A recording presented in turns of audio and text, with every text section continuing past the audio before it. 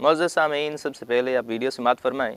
मजीद में फरमाया है कद जाअकुम मिनल्लाहि नूर। मैंने कहा एक तू है और एक रसूलुल्लाह के चचे का बेटा है जिसने तफसीर इब्ने अब्बास लिखी है। देखो ये क्या लिखते हैं, कद जाअकुम मिनल्लाहि नूर, सफ़ा नंबर 110 सूरह माइदा है। लिखते हैं कद जाअकुम मिनल्लाहि नूर, इस नूर से क्या मुराद है? कहते हैं रसूल यानी मुहम्मदन। अच्छा, एक किताब हो गई ए तफसीर इब्ने अब्बास है। अच्छा, दूसरी किताब दिखा दे वहां, तफसीर रूहुल मानी, तफसीर रूहुल बयान, तफसीर रूहुल बयान। इसके अंदर ये जनाब सफ़ा नंबर 369 सूरतुल माइदा, यही आयत, ये कद जाकुम मिनल्लाहि नूर, इससे क्या कहते हैं? वकीला अल मुरादो बिल अव्वले हुआ रसूलुल्लाह सल्लल्लाहु अलैहि वसल्लम। तफसीर मजहरी काजी सनाउल्लाह पानीपत्ती रहमतुल्लाह तआला अलैह। ऐ जेड़े हुजूर नूं नूर नहीं मंदे, इस नूं बड़ी मंदे ने, इन्हों बड़ी तरजीह देंदे ने इस किताब नूं। इससे इस किताब के अंदर भी नूर से क्या मुराद है? कद जाकुम मिनल्लाहि नूर कहते हैं यानी मुहम्मद सल्लल्लाहु अलैहि वसल्लम। सामीन, तो आपने वीडियो सुनी। इस वीडियो के अंदर मौसूफ रज़ा ख़ानी अपने अकीदे और नज़रिए कि रसूलुल्लाह सल्लल्लाहु अलैहि वसल्लम हकीकत के एतिबार से नूर हैं, आप लिबास बशर में तशरीफ़ लाए हैं, को साबित करने के लिए अवाम को मुगालता दे रहे हैं कि इनका ये अकीदा और नज़रिया कुरान और सुन्नत से साबित है, जिस पर कई दलाइल मौजूद हैं। कई मुफस्सिरीन ने इस अकीदे और नज़रिए को लिखा है, जिस पर यह चंद हवाले पेश कर रहा है। चूँकि बात अकीदे की है तो अकीदा कैसे साबित होता है? याद रखें, अकीदे के सबूत के लिए जो दलाइल दरकार हैं वो कतई हों, यानी अगर आयत है तो वो कतईयुद दलालत हो, और अगर हदीस है तो वो ख़बर मुतवातिर हो। क़ियास, अटकल, तख़मीने, गुमान से अकायद साबित नहीं होते। अब इस बात पे अगर मैं हवाला देता किसी और का तो इनकार की गुंजाइश थी, लेकिन रज़ा ख़ानियों के घर से जो इनके बहुत बड़े मौलवी, इनके पोप पादरी, जिसे ये हकीमुल उम्मत के नाम से जानते हैं, उसकी किताब जा अल हक़ का आपके सामने हवाला रखता हूँ। आपके सामने किताब है जा अल हक़, जिसका सफ़ा नंबर 42 है। लिखते हैं वो आयत कतईयुद दलालत हो। अब कतईयुद दलालत का माना भी खुद वाज़े कर रहे हैं कि जिसके माना में चंद एहतिमाल ना निकल सकते हों, और हदीस हो तो ख़बर मुतवातिर हो। और यही अहमद यार नईमी तफसीर नूरुल इरफान के सफ़ा नंबर 234 पे लिखते हैं, अकायद में तख़मीने, क़ियास, अटकल काफ़ी नहीं, इसके लिए यकीन शरई दरकार है।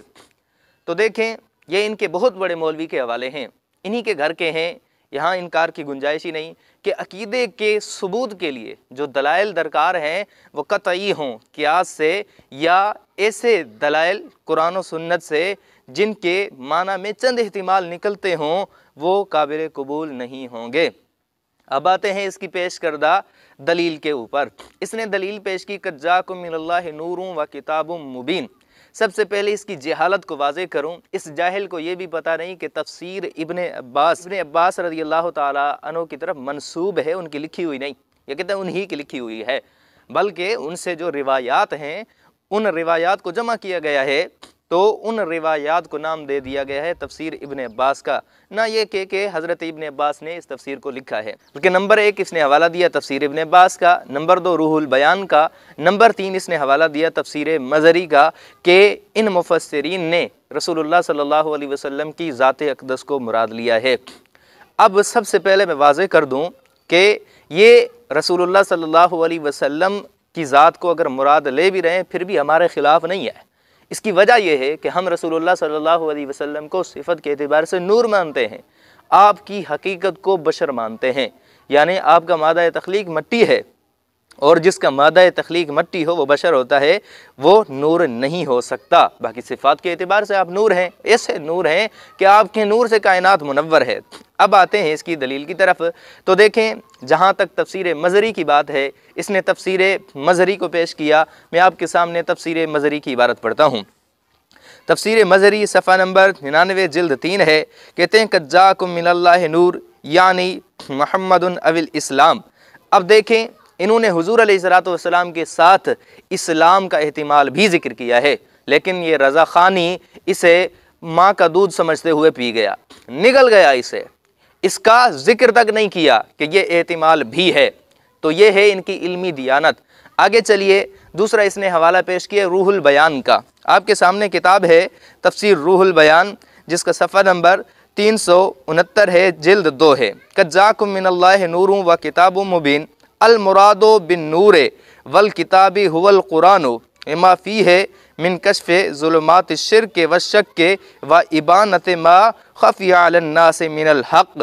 कहते हैं कि कद जाकुम मिनल्लाहि नूरुन व किताबुम मुबीन में नूर से और किताब से मुराद वो कुरान मजीद है, इस वजह से कि कुरान मजीद शक और शिर्क की तारीकी से लोगों को निकालता है और जो लोगों के ऊपर हक मख्फी है उसको वाज़े करता है। अब देखें, इन्होंने सबसे पहला जो एहतिमाल ज़िक्र किया है वो ये किया कि अन्नूर से मुराद कुरान मजीद है। अब आगे कीला से ज़िक्र कर रहे हैं जिससे रसूलुल्लाह सल्लल्लाहु अलैहि वसल्लम को इन्होंने मुराद लिया है। अब देखें, आपके सामने इबारत है हुवर रसूल सल्लल्लाहु अलैहि वसल्लम। देखें, कीला से जिक्र किया जो इस कौल के ज़ईफ़ होने की तरफ वाज़े इशारा है, लेकिन इस बेचारे को ये इल्मी इस्तिलाहात आती हों तो पता भी हो तो कीला से किस बात की तरफ इशारा होता है। इन्होंने तो वही अहमद रज़ा की बातें पढ़ी हुई हैं, तो वही अवाम को सुनानी है, मुगालते देने, धोखे देने हैं, और कुछ इनको आता नहीं।